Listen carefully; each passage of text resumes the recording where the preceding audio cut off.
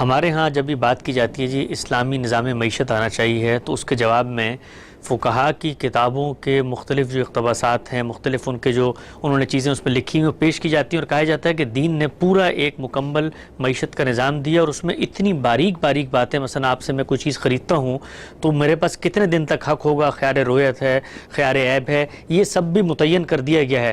تو اگر آپ یہ فرماتے ہیں کہ دین نے تو ایک محدود مداخلت کی اور بامقصد مداخلت کی ہے، تو پھر یہ جو پورے کے پورے اسلام کی تشریحات میں ہمارے یہاں فقہ کا ذخیرہ ہے اور اس میں اطلاق تک اسلام کی ہدایت پیش کی جاتی ہے، پھر اس کی کیا حیثیت ہے؟ یہ کہ فقہ تو اصل میں ہمارا قانون ہے، یعنی جس وقت مسلمانوں کی سلطنت قائم ہو گئی تو ایک قانون بننا تھا نا۔ یہ تو ہر ریاست کی ضرورت ہے، یہ خالصتاً دنیوی ضرورت ہے۔ اس مقصد کے لیے ہم قاعدے بنائیں گے، قانون بنائیں گے۔ میں تو بار بار یہ عرض کر رہا ہوں کہ جب دنیا میں آپ نظم ریاست قائم کریں گے تو سب سے بڑی ضرورت ہوگی کہ آپ اپنے لیے کوئی نظام بنائیں، کوئی قاعدے متعین کریں۔ وہ قاعدے جب متعین کیے جائیں گے تو دیکھا جائے گا ہر موقع پر کہ اس میں دین نے کوئی مداخلت کی ہے، کوئی ہدایت دی ہے۔ جب دین کی مداخلت کو سامنے رکھ کر قاعدے بنائے جائیں گے اور وہی بننے چاہیے تو ظاہر ہے کہ اس پر دین کا اثر محسوس ہوگا، لیکن وہ وہی ضرورت ہے جو انہوں نے پوری کی ہے۔ اسی ضرورت کو پورا کرنے کے لیے ہمارا فقہی نظام بنا ہے۔ یہ انسانی کام ہے، یہ انسانی ضرورتوں کو پورا کرنے کے لیے بنایا گیا۔ ہمارے بازار کس طرح کام کریں گے، خرید و فروخت کیسے ہوگی، معاہدات کیسے لکھے جائیں گے، یہ سب چیزیں ساری دنیا کر رہی ہے۔ یہ صرف ہم نے نہیں کی ہیں، ساری دنیا یہ کام کر رہی ہے۔ اس وقت بھی آپ چلے جائیں کسی بینک میں اور محض آپ اپنا اکاؤنٹ کھولیں تو دیکھیں کہ آپ کو کتنے معاہدات پر دستخط کرنے پڑتے ہیں۔ ایسے ہی ہوتا ہے۔ بعض اوقات ہم لوگ اعتماد کرتے ہیں، پڑھتے بھی نہیں۔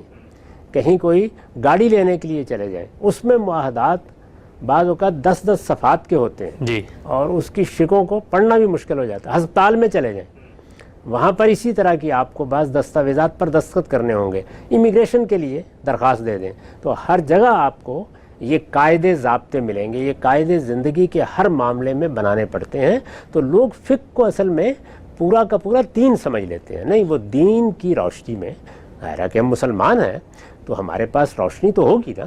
اس روشنی کو سامنے رکھ کر ہم نے اپنی تاریخ میں جب ہمیں ضرورت پڑی تو قاعدے بنائے، ضابطے بنائے، قوانین بنائے، اپنی مارکیٹوں کے لیے بنائے، اپنے حکمرانوں کے لیے بنائے، ہم نے بین الاقوامی معاملات کے لیے بنائے۔ یہ سب چیزیں ہم کریں گے تو یہ چیزیں آج بھی کرنا ہماری ضرورت ہے۔ اس کو جب بھی کریں گے تو یہ ضرور دیکھیں گے کہ ہمارے دین نے تو کہیں مداخلت نہیں کی۔ جس طرح ہم کوئی نظام بنانے کے لیے بیٹھے ہیں، سیاسی نظام، تو دین وہاں مداخلت کر چکا ہے کہ تمہارے نظم کی بنیاد لوگوں کی رائے پر ہونی چاہیے۔ تو اب لوگوں کی رائے کو سامنے رکھیں گے تو ایک اور نظام بنے گا۔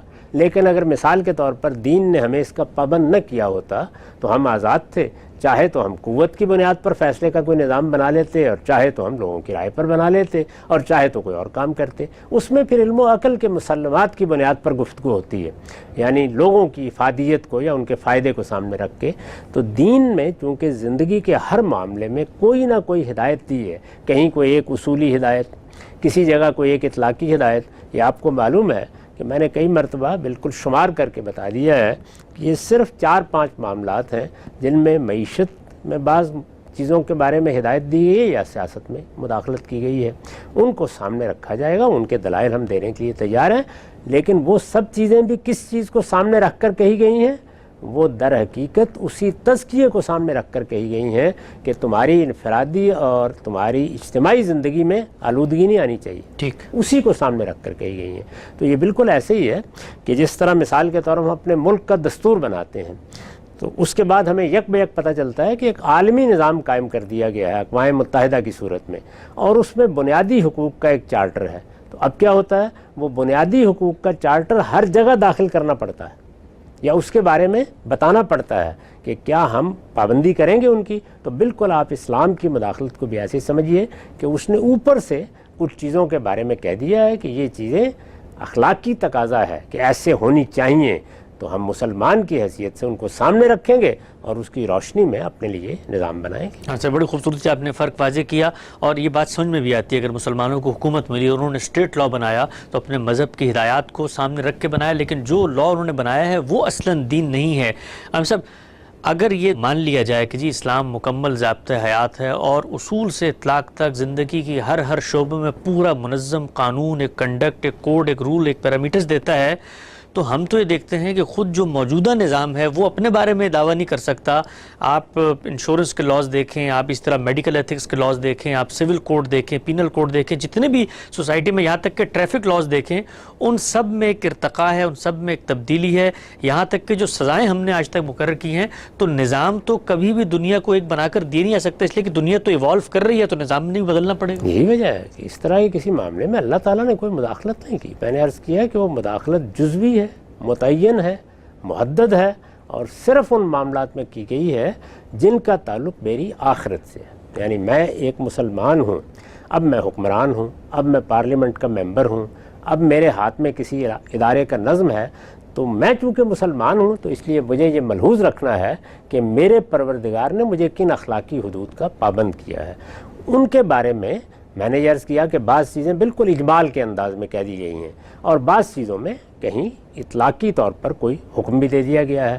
بعض احکام اس طرح دیے گئے ہیں کہ گویا رہنمائی کر دی گئی ہے. مثال کے طور پر سیاست میں رہنمائی کی گئی ہے کہ قومی املاک کو نجی ملکیت میں دینے سے گریز کرو. ٹھیک، یہ سورہ حشر میں قرآن مجید نے رہنمائی فرمائی، یعنی یہاں پابند نہیں کیا، قانون نہیں بنایا، اس سے گریز کرو.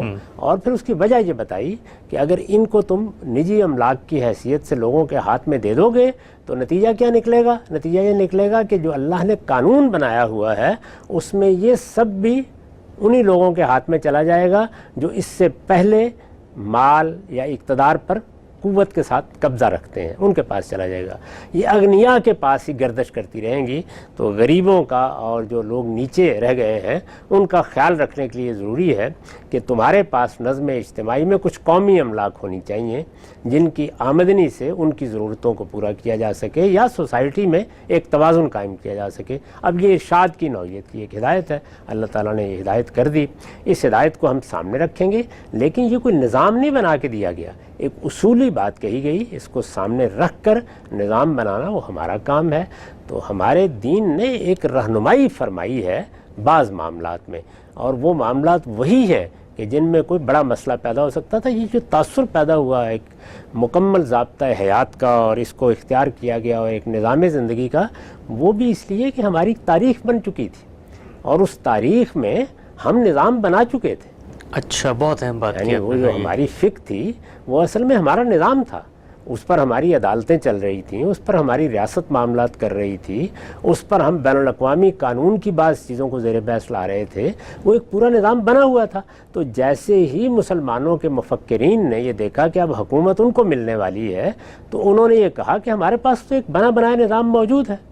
جب وہ بنا بنایا نظام موجود ہے تو ہمیں وہیں سے ابتدا کرنی چاہیے. میں آپ سے عرض کرتا ہوں کہ اگر مجھ سے بھی پوچھا جائے گا تو میں یہ کہوں گا کہ ہمیں ابتدا وہیں سے کرنی چاہیے تھی، اس لیے کہ جو چیز لوگوں کی نفسیات کا حصہ بن چکی ہو، جو چیز ان کی تاریخ بن چکی ہو، ابتدا وہاں سے کریں گے اور پھر دنیا کے تجربات سے فائدہ اٹھاتے ہوئے بہتری کا سفر جاری کر لیں گے. آپ دیکھیے جب وہاں سے آپ ابتدا کریں گے آپ کو بہت کم مشکلات پیش آئیں گی. آپ کے لوگوں کے ساتھ آپ کے نظام کا رابطہ استوار ہو جائے گا. آپ کے ہاں اس طرح کی تفریق نہیں ہوگی جیسی اب ہے. آپ اندازہ کریں کہ میں نے ایک مرتبہ تبصرہ کرتے ہوئے کہا تھا کہ جو حکومت افغانستان میں طالبان سے پہلے قائم تھی، یعنی وہ حکومت جس کا ایک دستور تھا جو باقاعدہ جمہوری طریقے سے منتخب کی جاتی تھی، اس نے جو دستور بنایا تھا اس میں بالکل یہی بات طے کی گئی تھی. اچھا، کہ ہم مسلمان ہیں اور مسلمانوں میں ہمارے ہاں جو نظم پہلے قائم تھا وہ کیا تھا؟ وہ فقہ حنفی پر قائم تھا. تو ہم وہاں سے ابتدا کریں گے. اچھا، اور دلچسپ. یہ بالکل ٹھیک بات ہے، یعنی اصولی بات ہے. دیکھیے اس وقت ہم نے کیا کیا تھا، یعنی جیسے ہی پاکستان بنا تو کیا سارا کا سارا قانون ہم ایک دن اس طرح بنانے کے لیے بیٹھ گئے کہ خلا ہے اس میں بنا رہے ہیں؟ ایکٹ آف انڈیا لے کے چلے. پہلے سے جو انگریزوں کا قانون بنا ہوا تھا، جو چیز چل رہی تھی اس کو ہم نے آگے جاری کر دیا. تو ہم نے وہ 200 سال کی میراث کو تو اپنے ہاتھ میں رکھا، لیکن وہ جو 1200 سال کی میراث ہمارے پاس موجود تھی اس کو بالکل نظر انداز کر دیا. جبکہ ہماری فطرت، ہماری نفسیات کہ وہ بہت قریب تھی. اس کا یہ مطلب نہیں ہے کہ وہ آج کے زمانے کے لیے ہر لحاظ سے موزوں تھی. اس میں بے شمار مسائل تھے، لیکن اگر ہم نے اس نظام کو آگے قائم کیا ہوتا تو آج ہماری عدالتیں بہتر کام کر رہی ہوتی، آج ہماری سوسائٹی میں لوگوں کو بہتر طریقے پہ انصاف مل رہا ہوتا. یعنی اس معاملے میں جو جلد بازی کی گئی اس نے نہ صرف یہ کیا کہ پورے اس تصور کو ختم کر دیا، بلکہ جو کچھ ہم پیچھے 1200 سال سے کر رہے تھے اس کے ساتھ ہمارا تعلق بھی توڑ دیا. تو تاریخ کے ساتھ جب کسی قوم کا تعلق ٹوٹ جاتا ہے تو پھر وہ بے یار و مددگار سی ہو کے رہ جاتی ہے. کیا یہ واقعہ نہیں ہے کہ اس وقت آپ کی سوسائٹی میں بڑی مشکل سے آپ وہ لوگ تیار کرتے ہیں جو اس جدید قانون سے واقف ہوتے ہیں، نہ وہ لوگوں کی سمجھ میں آتا ہے، نہ وہ ہمارے تاریخی پس منظر سے مطابقت رکھتا ہے، نہ وہ زبان لوگ سمجھتے ہیں جس میں اس قانون کی اصطلاحات ہیں. لیکن بہرحال چونکہ ہم اس سے پیچھے ایک میراث پیدا کر چکے تھے اس کو ہم لے کے چلتے ہیں. تو یہ پس منظر ہے جس میں یہ بات بالعموم کہی گئی کہ ہمارے پاس تو ایک پورا نظام موجود ہے. اس پورے نظام کا مطلب یہ نہیں تھا کہ وہ اللہ اور اللہ کے رسول نے دیا ہے، نہیں، اللہ اور اللہ کے رسول کی ہدایت کو سامنے رکھ کر ہم نے 1200 سال میں ایک نظم بنایا ہے.